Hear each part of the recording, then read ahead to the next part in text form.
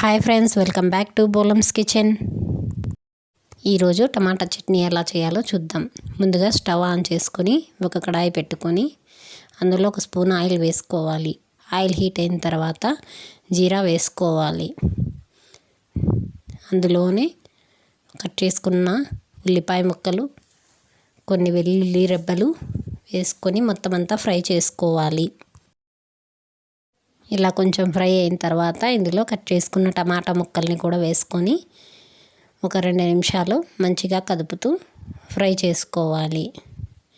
ఇలా మొత్తం అంతా కలిసేలాగా ఫ్రై చేసుకోవాలి. ఫ్రై చేసుకున్న తర్వాత ఇందులోనే కొన్ని ఎండుమిరపకాయలు కూడా వేసుకొని మొత్తం అంతా కలిసేలాగా ఫ్రై చేసుకోవాలి.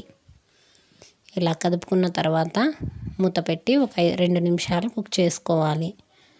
2 నిమిషాల తర్వాత లిడ్ ఓపెన్ చేసి ఒకసారి మొత్తం అంతా ఇలా కలుపుకోవాలి. ఇప్పుడు ఇందులోనే కొంచెం చింతపండు కూడా వేసి ఒకసారి కలుపుకొని మూత పెట్టి ఒక 2 నిమిషాలు కుక్ చేసుకోవాలి.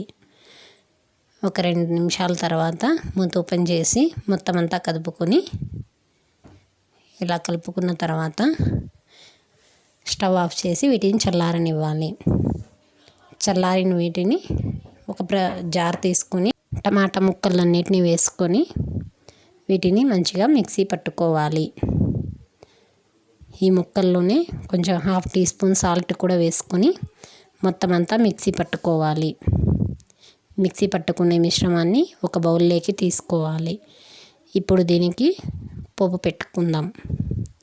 పోపు కోసరం స్టవ్ ఆన్ చేసి ఒక కడాయి పెట్టుకొని ఒక స్పూన్ ఆయిల్ వేసుకోవాలి. ఇందులోనే ఆవాలు, జీలకర్ర, మినప్పప్పు, శనగపప్పు కూడా వేసుకొని ఇందులోనే ఎండుమిరపకాయ, కరివేపాకు కూడా వేసుకొని కొంచెం ఫ్రై చేసుకొని మనం తయారు చేసుకున్న చట్నీలో వేసుకోవాలి. అంతే, ఎంతో ఎమ్మి టమాటా chutney ready. Thank you for watching friends. Please subscribe to my channel.